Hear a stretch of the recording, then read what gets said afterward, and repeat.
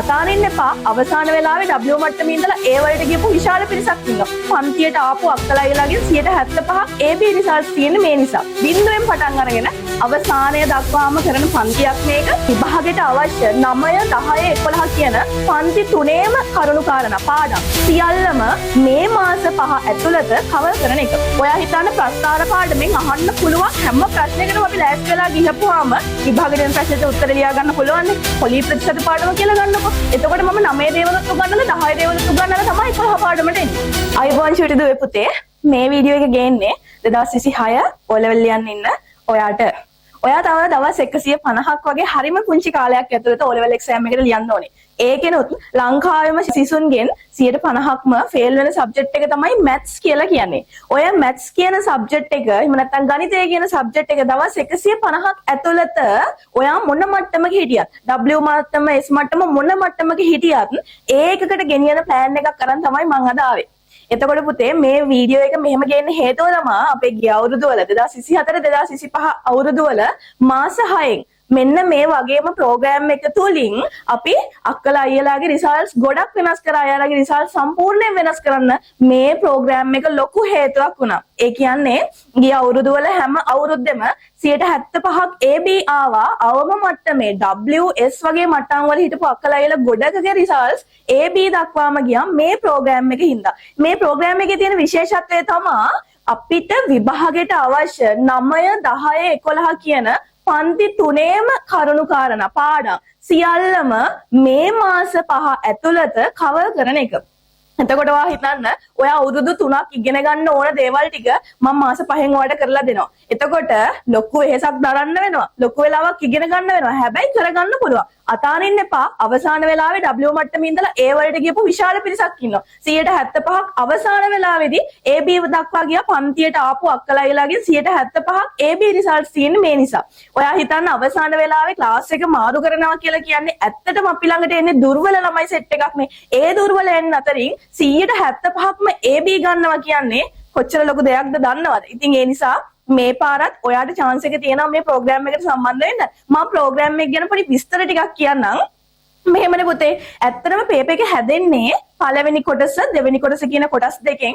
පළවෙනි කොටස A කොටස B කොටස කියලා බෙදෙනවා කියලා ඔයාලා දන්නවා. පළවෙනි ප්‍රශ්න 25 A කොටසට අයිති පළවෙනි කොටසේ.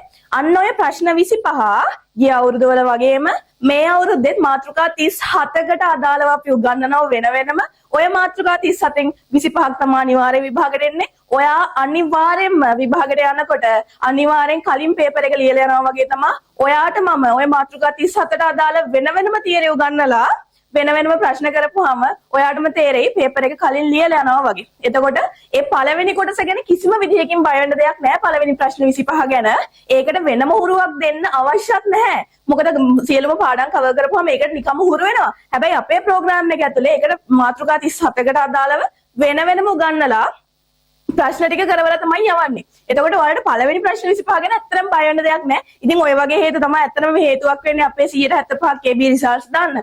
ඒ එක්කම ළමයි B කොටස. පළවෙනි කොටසේ B කොටසට ප්‍රශ්න හැදෙන්නේ පුතේ මාතෘකා කිහිපයකින්.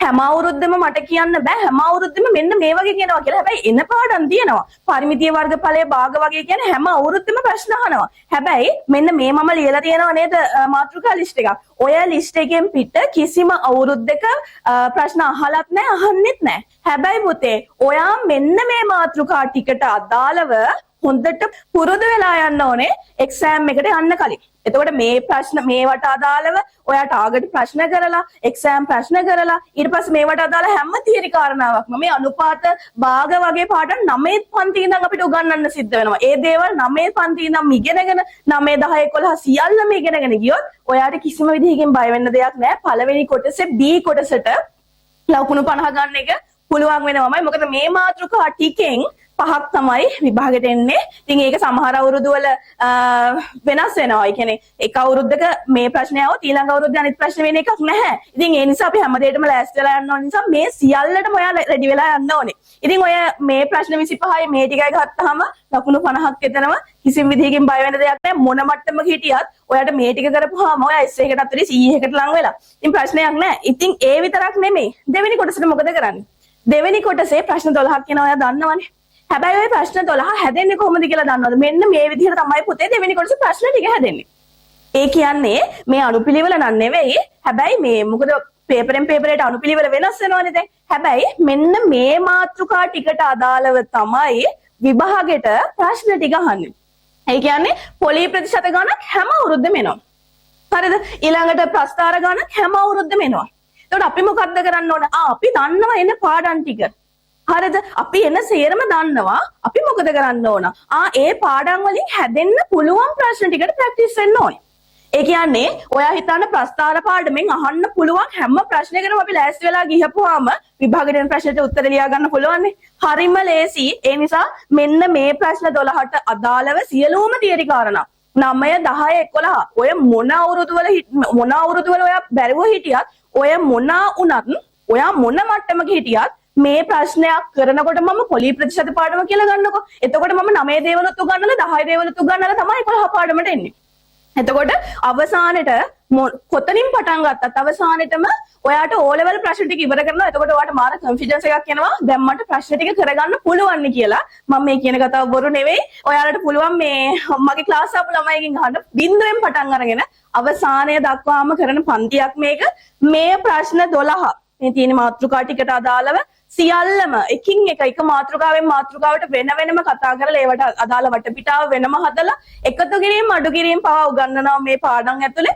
ඉතින් මේ තමයි අපේ ප්‍රෝග්‍රෑම් එක 2024 2025 අවුරුදු වල 75%ක්ම AB රිසල්ට් දාපු ප්‍රෝග්‍රෑම් එක තමයි මේ.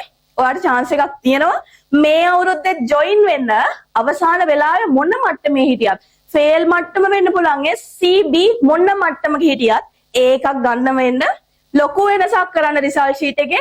ඔය රිසල්ට් ෂීට් එකේ වැදගත්ම සබ්ජෙක්ට් එකනේ ඔය මැත්ස් කියන්නේ. සහ 150ක් ෆේල් වෙන සබ්ජෙක්ට් එක. ඔයා A level වලට මොන සබ්ජෙක්ට් එක කරත් ඔයාට අනිවාර්යයෙන්ම වැදගත් වෙන විෂය තමයි ගණිතය කියන්නේ. ඉතින් ඒ නිසා අතාරින්න එපා. තවත් කාලය ඇති. අපි මේකට පුළුවන් තරම් සාධාරණයක් කරමු.